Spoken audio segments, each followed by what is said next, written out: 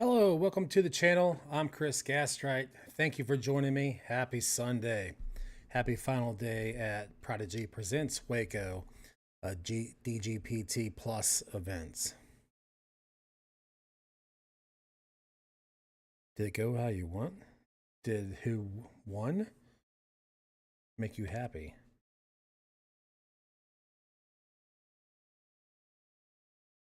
I was following the old Twitter pretty hard on that, and a lot of people looked like they were rooting for Nicholas Antela, and a lot of people were also rooting for Luke Humphreys. Um, Luke Humphreys, he is a Texas native, and yeah, it was a close match, and it was exciting to the very end. I watched Nicholas go in after he finished 18, being up by 1, and then Luke just tying it up, and then eventually Gannon tying it up. It was exciting. This is what you want. This is what you want to see. This is what you hope for as a fan. Not a walkaway. You want to see these tight, close finishes. Even Gannon said that he would love to win it like big, but he said this is like a better win. So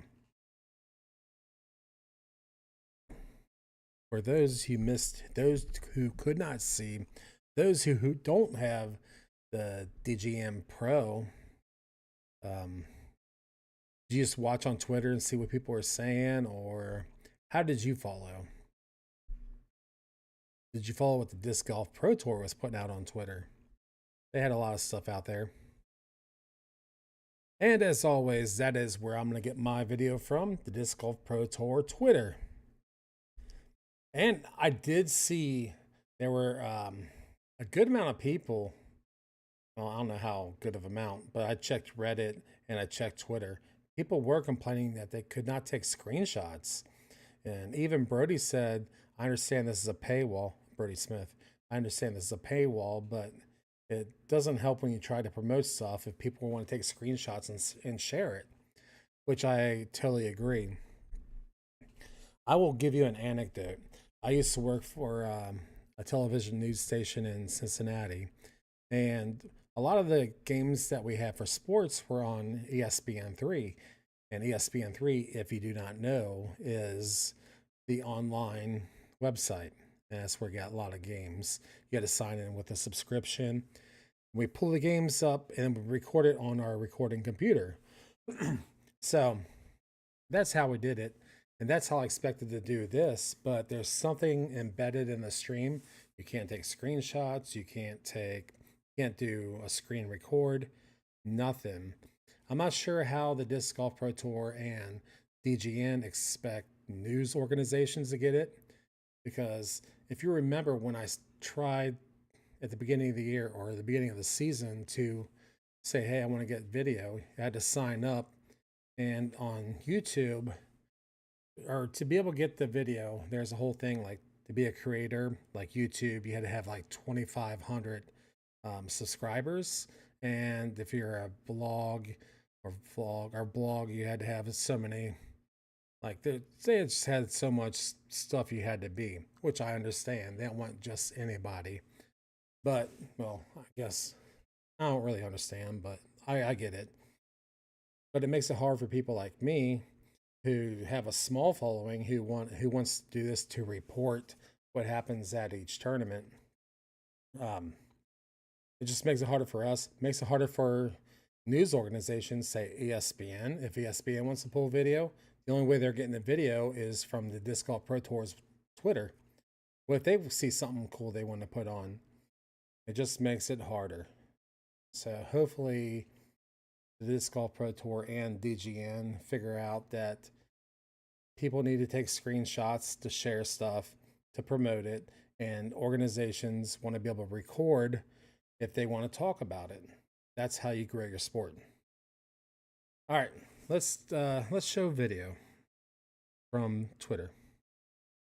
First one I pull up was of Holland Handley, a 56-foot birdie, and starts 3 for 3, and this helps her move up and tie for second. Let's check audio. Good. Play. Together a solid round. They could catch up, and oh my God, another huge putt from Holland. Put together a solid round. They could catch up, and oh my God, another huge putt from Holland. Did you notice how many big putts were out there today? Everybody was big putting. It had to do with the winds were a lot better, the weather was better, it was warmer out. It just, I think all the pros, they felt great. So they're just big putting everywhere, and it was so cool. There we go. This is a video of Owen Scoggins. Scoggins also fighting still possibly for a podium spot. She's at 10 under. We see Hanley and King at 11. And Owen has birdied the last 2 holes. Owen, she is, like I said, I think at the beginning or the second day of the tournament, she's just consistent. Consistency is key. You don't have to be a big thrower, just be consistent. And she is the model of consistency right now. All right, and here's Kristen Tatar.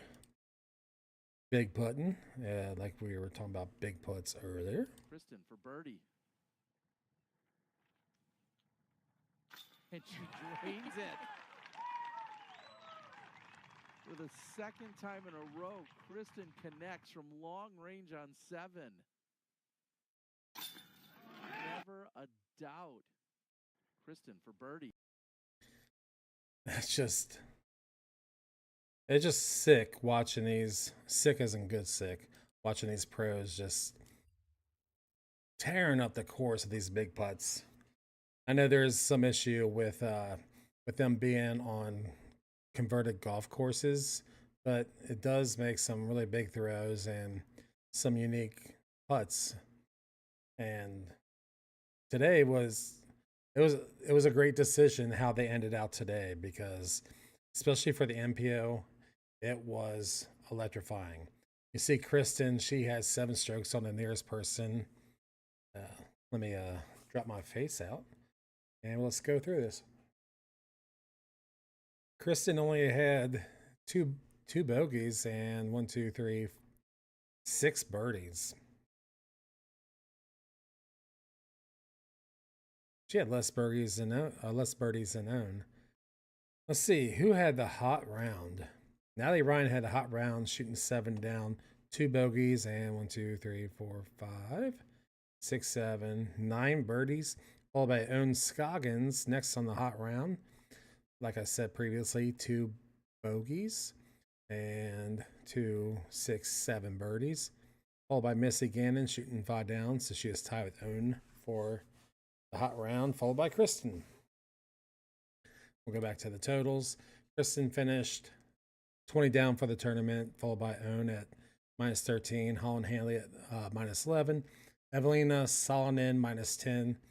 And you've noticed something, I'm not sure if you noticed, but something about Evelina, ever since the chess.com, I'm not sure what she did different during the winter. Did she get more confident in her putts, whatever, but our putts have been a lot better. Look, she only had 2 bogeys on the day, and 2, 3, 4 birdies. Let's look at Evelina's whole tournament. It's weird, it always comes up at round 1. All right, round 1, she had a double bogey and a bogey. Round 2, she had 4 bogeys, but I think that was pretty much a bad / rough round for everybody. Round 3, only 1 bogey. And in the finals, 2 bogeys. But if you look at her putting, circle 1 putting, yeah, she's 5 for 18 to circle 1 and 8 to 18 for circle 2. Am I reading that right? I'm probably reading that wrong. Okay, 6 for 8 for circle 1 putting, and 2 for 4 for circle 2 putting. So her putting, people have said a lot. Her putting was what's kept her from the winner's circle and from moving up. And if she keeps this up, she's going to find herself consistently near the top.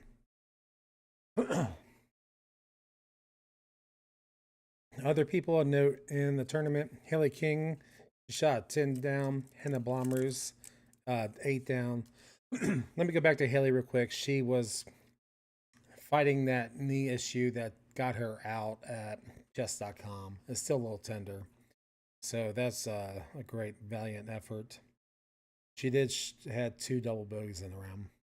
But going back, followed by Hannah Blomroos, Ella Hansen, Natalie Ryan. Natalie had -6. Ella had -8. Missy had -5. Lucky, she had -4. And everybody else for the tournament were positive. The first one there was Valerie Mandoljano. And Juliana Korver, look at her. She had 2 double bogeys on the round and 3 birdies, but she was on tie for 11th with Valerie Mandoljano.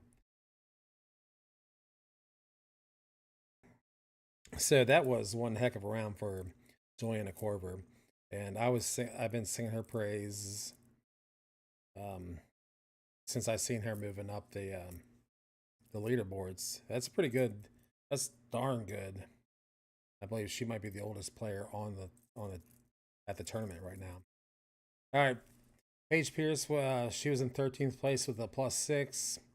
Rebecca Cox, she had a +7. Heidi Lane, +9. We had 3 in a tie for 16th as Anniken Christiansen Steen, Kat Murch, and Jessica Weiss. Does something happen to Lisa Fakis? Or just not showing up? Yeah, I guess she had to drop. I didn't see anything about her dropping. Oh, maybe she wasn't in. Well, that's dumb. Look how they had this thing set up. Because that threw me off.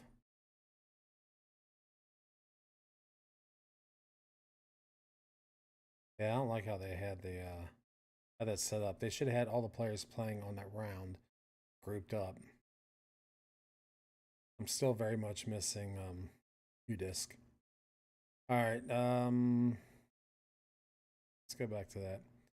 Stacy Kiefer, she had a plus 12. We had 3 people tied for 21st. We had a Cadence at 17 over. Cadence Burge. Shelly May Lai. Leia Jenny. Yeah, I'm sorry, Lisa or Leia, for butchering your name. And the final 2, after 24th, Hannah Wynn and Deanne Carey. Yeah. PDGA Live, you need to get these rest of the people out who were not, put them underneath the people who played. Because I don't think this shouldn't really matter where this is at. They weren't in the round. Moving on to the MPO. We had another day, another ace. This one brought to you by Mr. Anthony Barilla. I will move my face off the screen and play this for you. This is courtesy of MX Disc Golf.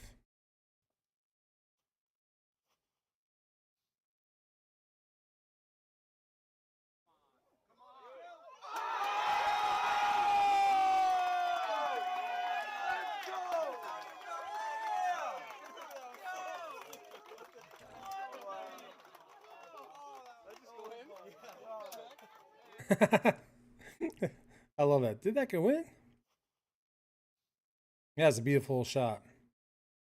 I can't tell if it's... Nope, it was straight in.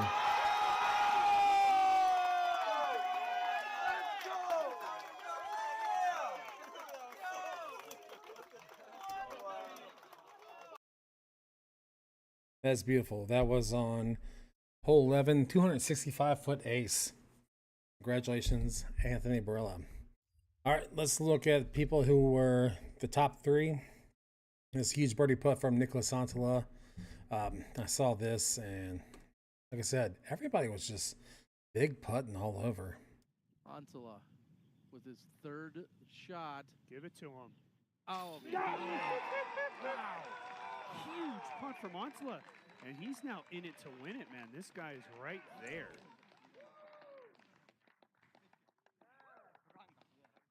Antala from way downtown. We're going to take a break on the network. We'll be right back.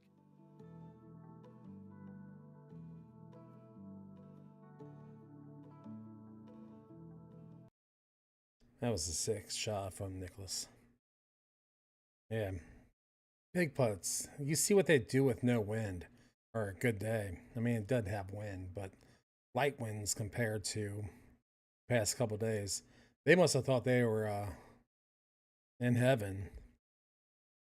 All right, this is Luke Humphreys on hole 16.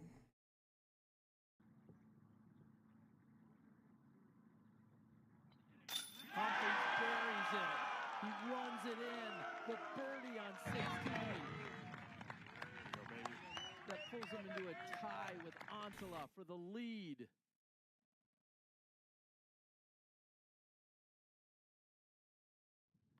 People's champ. The people's champ. Yeah, he knew it. Spot on. It's a laid back guy. Everyone's favorite skin game. This guy might be a champion. Oops. That's going to be a lot of great things for Luke, I believe. All right, moving on. And this will be the final putt from Gannon Burr to cement everything.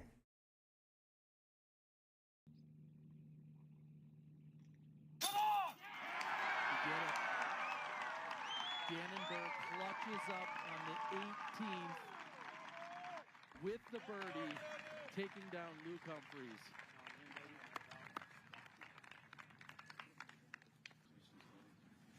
Ladies and gentlemen, your 2024 Prodigy Presents WACO champion, Gannon Burr! Nice trophy, by the way.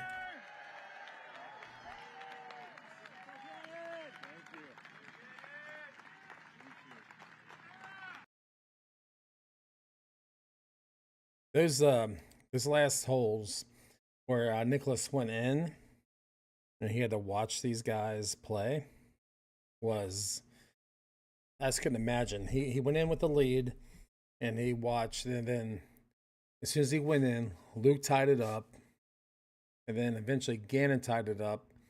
Luke bogeyed, and Gannon won it. Gannon won it on the very last hole. That's what sports are made of. All right, let's take a look at the final round scores. Let me see. Did they? Everything looks good there. All right, let's get my face off of there. Excuse me. Let's see. Who had the hot round? The hot round was tied, a three-way tie with Nicholas Santala, Anthony Barella, and Ezra Aderhold, all shooting 11 down. And Gannon and Chris Dickerson both shot 9 or 10. And then 1, 2, 3, 4. 4 players shooting 9 down. Jacob Semerad, Ricky Wysocki, Ezra Robinson, and Luke Humphreys. Total. Gannon Burr shot 37 down for the full tournament, followed by Nicholas Santala, 36. Luke Humphreys, 36. Anthony Barella came in 4th. There's a two-way tie for 4th at 31 down with AB and Mason Ford. And then only one person shot 30 down. That's Chris Dickerson. A three-way tie for 7th, shooting 29 down. Ezra Robinson, Greg Barsby, and Kyle Klein. And we had a 1, 2, 3, 4, 5. Five-way tie for 10th, shooting 28 down. We had Ricky Wysocki, Adam Hammis, Casey White, Joel Freeman, Nate Sexton. Where are these guys bunched up? It's just tight. Three-way tie for 15, shooting 27 down. I think I said Jacob's name by mistake. But Jacob Semerad, James Conrad, and Cole Rodallen. 18th, 1, 2, 3. 3 players tied for 26. Ezra Adelhold, Calvin Lundquist, and Paul Yulberry. 2 people tied for 25th. Corey Ellis, or 21st, shooting 25 down. Corey Ellis and Jeremy Colling. And a tight grouping for 23rd, shooting 24th down. We have 4 players: James Proctor, Andrew Presnell, Kilaviska, and Austin Turner. Joey Buckets, Joseph Anderson tied for 27, shooting 23 down with Freddie Meza. And 1, 2, 3. Three-way tie for 29th, shooting 22 down. We have Matt Bell, Andrew Fish, and Garrett Gerthy, double G. Three-way tie for 32nd, shooting 21 down. Bradley Williams, Jake Hebenheimer, and Alden Harris. A solo 35th from Emerson Keith, shooting 20 down. And 1, 2, 3, 4. 5 people tied for 36, shooting 19 down. We had Elijah Bickle, Brady Shue, Nathan Queen, Ty Love, and Vina Makala. Only one person in 41st place. Raven Newsom at 18 down. And 1, 2, 3. 3 people tied for 42nd, shooting 17 down. Aaron Gossage, Andrew Marweed, and Jesse Niemanen. Matty O by himself at 45th, shooting 16 down, and Zach Arlinghouse all by himself at 46 down, or 46th place, 15th down. That was edge of my seat watching those last 3 holes for this tournament. Was there any clean cards at all? Yeah. Chris Dickerson had a clean card. Anybody else? Ricky Wysocki had a clean card. Looks like no penalties today.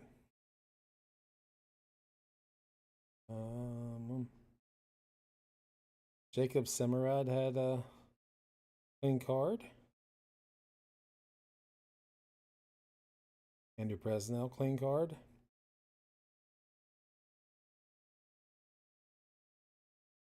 That just tells you how tough this course is.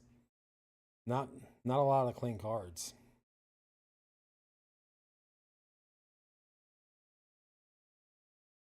And one ace on the day too. That's one heck of a tournament. This did live up. Do you think it should stay in this order next year with the Beast first, followed by Lake Waco, back to the Beast, and end on Lake Waco?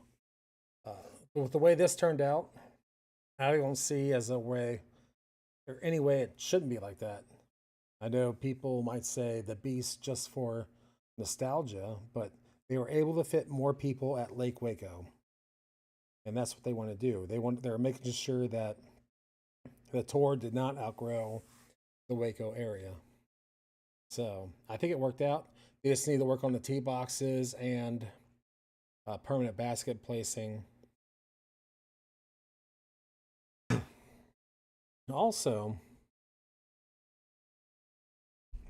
I saw complaints for the Prodigy baskets. Prodigy baskets, as you probably know, they don't have the best reputation. I saw some spit outs there.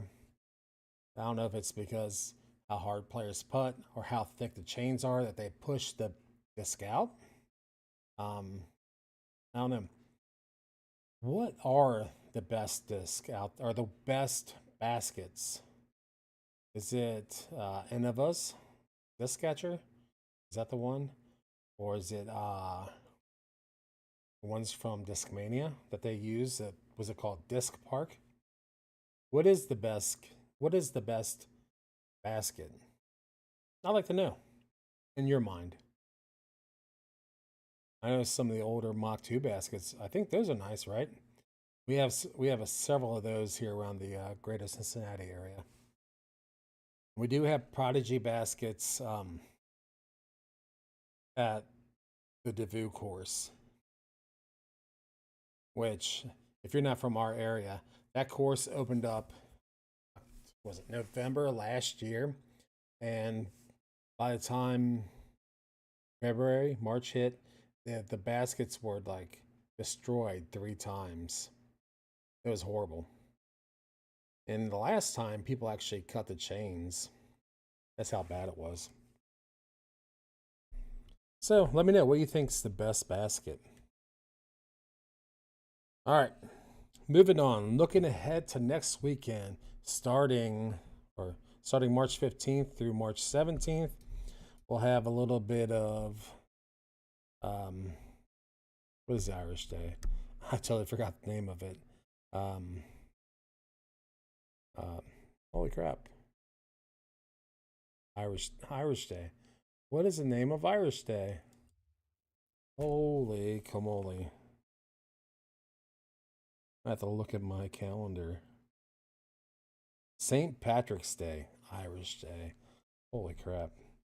And that will be on the 17th. Kegs and eggs and disc golf. This is only a 3-day tournament. And last year's winner was Gannon Burr. And for the MPO and FPO winner was Paige Pierce. It's like it's only the second year now. That's where Gannon got that funky hat. So, and like I said, they do have the caddy book out too. Take a quick look at that. The open course at Harvey Pennock. That is the overlay of the course.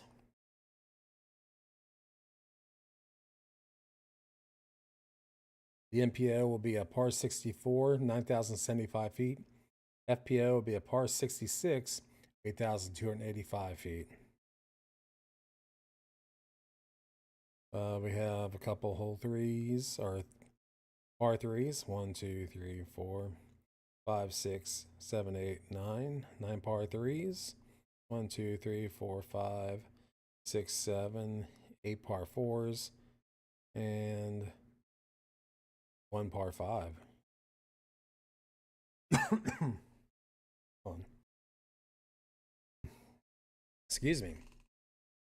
I like the mix of 3s, 4s, and 5s.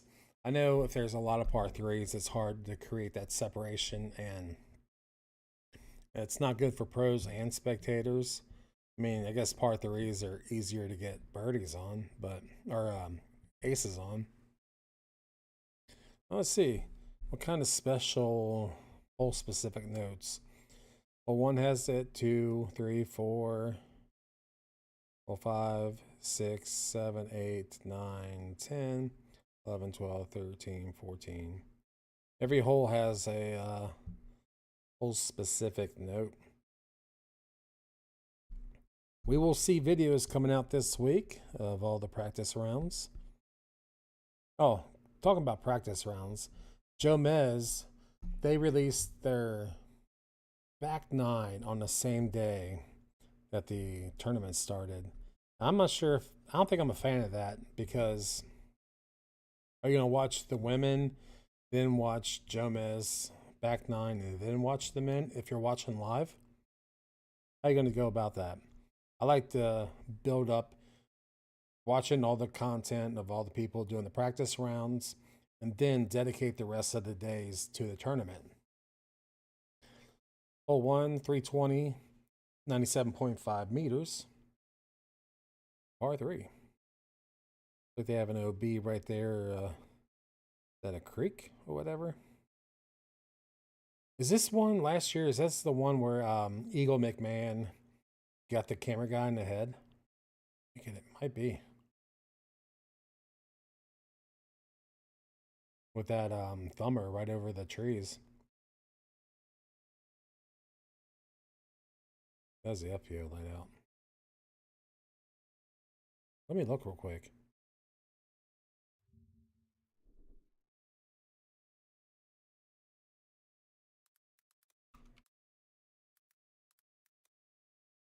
Well, McMahon hits cameraman.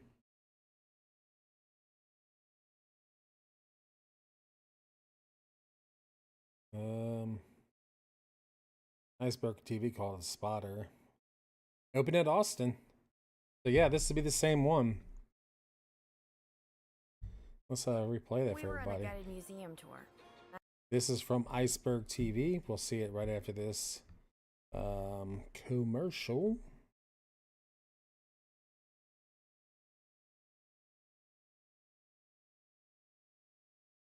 There you go. On Iceberg TV, round 2 of the Open at Austin, Eagle McMahon is lining up a crazy huge grenade over the tree line, and he bonks the cameraman directly on the head. And this is something that is so unfortunate to see.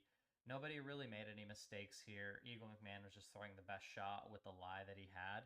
And the cameraman's, standing in what he deems the best spot to get the best catch cam angle he's able to do, because you can see him just chilling in the woods here. He's just standing next to the basket because it's really the only place where he could get an optimal shot of this grenade.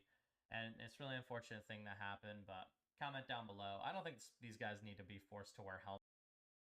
I want to hear it.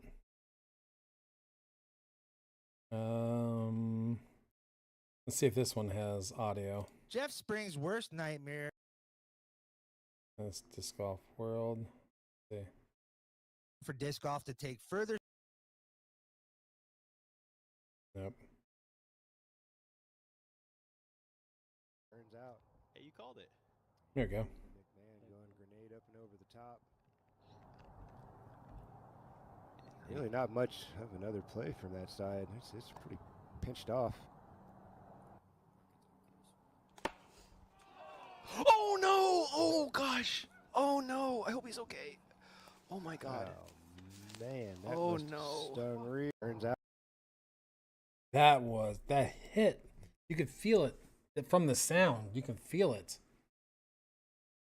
So yeah, good memory recollection on my part. Yeah, women par 3, men par 3 and full 1. 320 for the ladies, 400 for the men. Men's drop zone is the women's tee if you had OB. Just going through looking at these. Tight course, a lot of OB. OB in the middle of the fairways.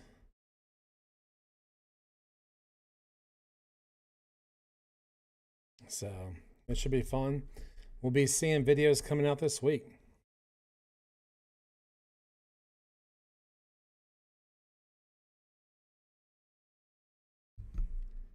Videos everywhere.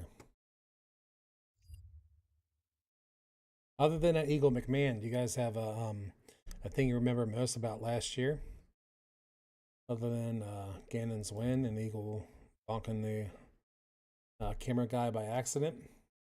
What was your favorite part of this tournament that we just finished? The Prodigy Presents WACO. The WACO Annual Charity Open. Anything stand out to you on that? What else? Anything? Any surprises? I don't think Kristen winning was a surprise. Most people will always pick Kristen no matter what tournament she's in. She's just that good. That will have to elevate the field. If you want to catch her, you just got to be better. Can't hope for a bad day from her. What else? Luke Humphreys was a great story. He has a great storyline, him going through and just dominating the way he did. Nicholas Antela, Gannon Burr, Al Klein dropping down there a little bit. What else? The weather. There was 3 weather delays in 2 days. One on Friday morning. Or not Friday morning. It was Friday afternoon. And then the other delay was Saturday morning and Saturday afternoon. Let's see, we had a couple dropouts. Chandler Fry dropped out. Who else dropped out? I mean, there's had a few. Had that Robert Burge. He had to drop out for some reason, or he had to not drop out because he didn't DNF. He guess he had to leave the tournament for some reason. I'm unsure why. So he got all 4s from hole 10 on. But what stood out the most to you?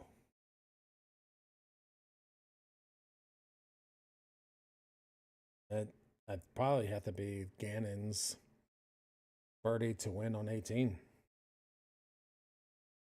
Lots of big names didn't make the cut. Still issues with some the PDGA Live not showing the cut line. Issues with DGN not allow you to do screen or screenshots or screen recording. That's issues. And I have an issue. I think I talked about it yesterday. Every day I have to log back into Disc Golf Network.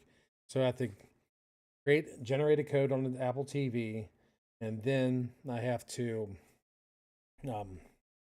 generate code and then log in through the web on my phone and then put the code in. That's the only app that I have that issue with.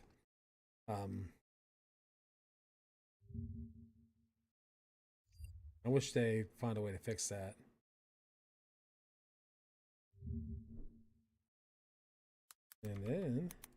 And then I will do my, seems like nightly now. I'm really pushing the old Twitter. If you're not following me on Twitter at BrokenEyePro1, what are you doing? Good takes there. I will talk with you on there. I'll talk with you here. Come in, join chat. I will talk with you. I love talking. I'm an extroverted introvert. Very introverted. I'm very quiet. But get me doing this, get me performing, whatever. I'm very extroverted. But my battery does wear out. Ask my family. I was tweeting stuff watching the tournament today. I haven't tweeted my oh yeah, happy first day of spring forward. Really forgot about that. I have 2 clocks that aren't smart clocks, or 3 clocks microwave, oven, and the one on the wall, my wall clock. I did not change those yet, and I'm gonna see how long I go without changing them before I get messed up, before it burns me. Everything else has changed because it's smart. So yeah, follow me on Twitter, Broken Eye Pro 1, for great engaging content. I love the engagements. Many great people over there. Disc Golf Twitter rules. Much better than Disc Golf Facebook. Disc Golf Facebook, oh. Now that's a cesspool. I even tweet out weather updates for tournaments. One other thing I watched last night, the Savannah Bananas. You guys ever seen them before? It's some great baseball, fun baseball. And they played at their first Major League Stadium last night. They're on a tour of the country. So they played at the Houston Astros Stadium, sold it out. That's freaking awesome. Check out their story. There's a wait list, just like Green Bay, to get in and watch them play home games. Players dancing, fans dancing, umpires dancing, lots of dancing. Lots of dancing. But yeah, I tweeted out all that stuff. I'll tweet about the Reds. I tweeted about Cincinnati style chili. Anything Cincinnati, I'm gonna tweet. I'll tweet updates. I'm wondering if my updates are too much. I don't do them a lot, but I know people are watching, but I like to engage with people on Twitter. See what they say as I go. I'll figure that out. If people complain too much, I'll stop tweeting updates during the tournaments. Let me know. This is my first time doing this. I'm learning as I go. Any predictions for the tournament coming up? The Open at Austin. Who do you think is going to win that? Gannonburn and Paige Pierce won it last year. Paige, she's not quite back yet. This is her second. She's played 2 tournaments back since being back from injury. I don't think she's quite there yet. It's just how it is. Is Gannonburn going to win again? Is Luke Humphreys going to continue his success and make a push at the Open in Austin so he can get a win in Texas? Bradley Williams is the most winning disc golf player in Texas, or pro in Texas, something like that. Will he win? I don't know how he did at Texas last year. Who else can be a big name? I don't know if Simon's going to do well in this one. He seems to be, like, usually a slow starter. He said he's going to be ready for Austin, so hopefully he's doing well. I like seeing everybody do well. It just makes the tournaments exciting. How can they be more exciting than today? I don't know. I mean, heck, today was exciting. On the women's side, who's going to beat Kristen? Who? That's hard. She has a different level of focus. Owen Scoggins, she seems to be the most consistent person right now, I think, in my mind. That might be close competing with her. Ella, she gets close sometimes. Holland Handley, she's been tough. Who do you think from the women? What's actually?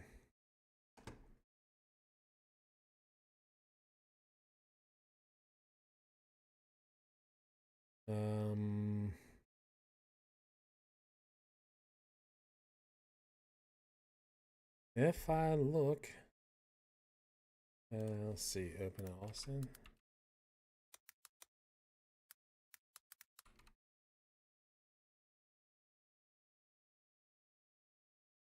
Oh, that's a ham side.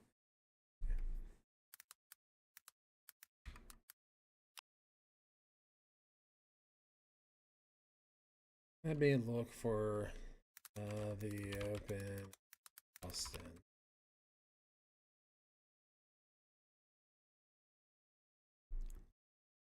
The DGPT, the Open at Austin, presented by Flight Factory Disc. Let's see who's in it.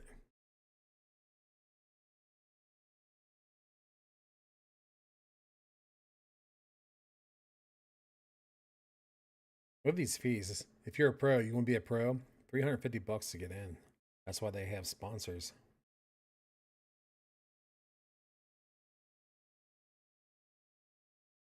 I'm seeing if they have payouts and stuff. I don't see it. It says right here, the course will have a very different feel, with 6 new holes being created in the woods along Walnut Creek. These new holes have allowed us room to get more creative with the open golf areas surrounding the creek. We are confident we have an increasingly competitive, entertaining, and fun mix of throws for players and spectators alike. In fact, only 5 holes remain unchanged from 2023. So get ready for a new course experience at Harvey Penick. So you heard it here first. It's going to be different than last year. So that's pretty cool. Another significant change of the site plan is the starting and finishing hole positions. Holes 1 and 18 are now by the rugby complex parking area, eliminating the need to shuttle players for their tee times. With this change, both players and spectators now have just a short walk from the parking lot to the opening and finishing holes. The Rugby Clubhouse will serve all week as a location for the event. Administration and the player lounge, which is also open to gold and silver pass holders. So that's pretty cool. So the course is going to be different.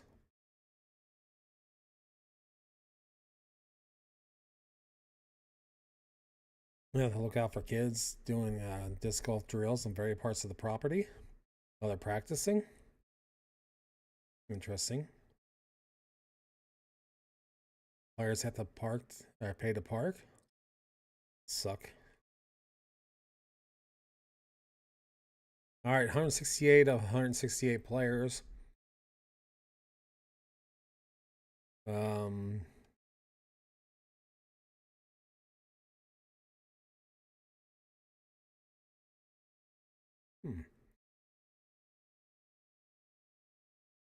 They have qualifiers on Monday, 3/11, tomorrow. I guess that's for people to get in. I see a wait list. People waitlisted to get in. Let's see. I wonder if Anthony Bodanza is in there. Yep, he's waitlist number 11. So if you're a Bodanza fan, 14 waitlisted. And for the MPO, 112 registrants for 112 spots. So they just need people to drop. FPO, there's 56 spots, 56 registered.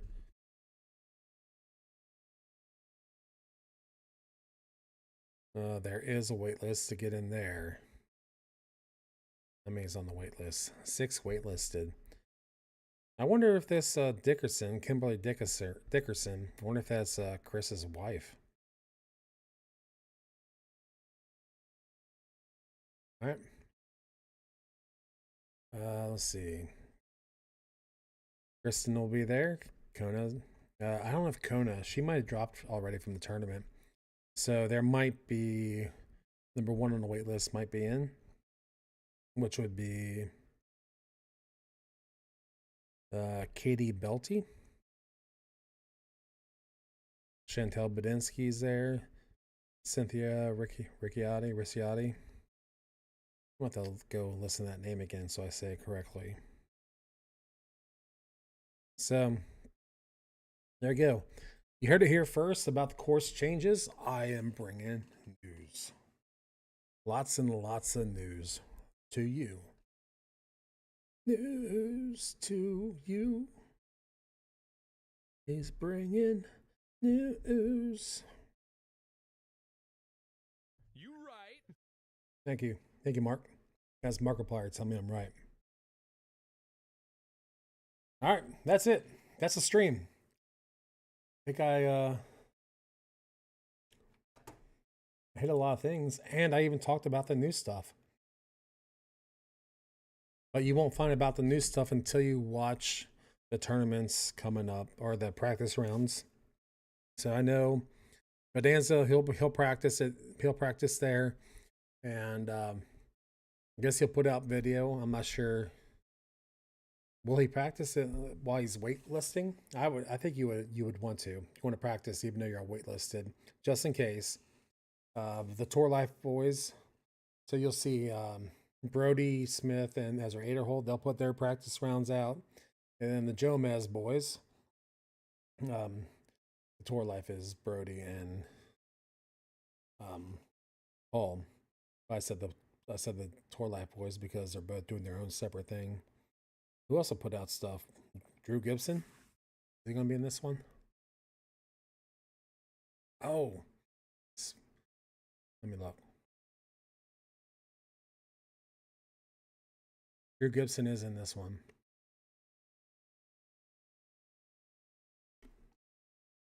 Do you remember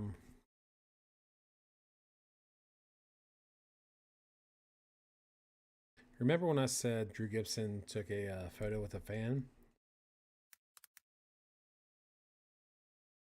It wasn't exactly a photo with a fan.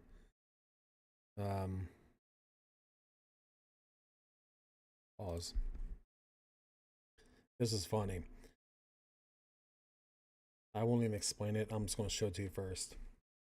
All right, I was watching 18 and I saw Drew doing his throw and he just walked. And I'm like, oh, he took a photo with a fan. That's pretty cool. Watching the live cam. And there it is. Some dude sleeping, dead asleep. I saw somebody get up to say something. I don't know if it's that guy to Drew. But that was just funny. If you fall asleep, there might be a chance that you'll be on a pro's Instagram page. All right. That'd be it.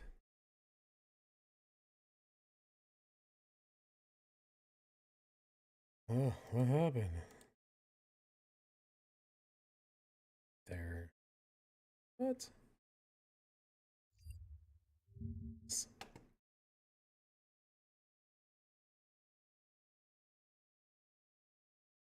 Yeah.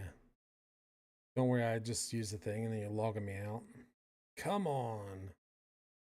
Owned Pro. Why are you doing this to me?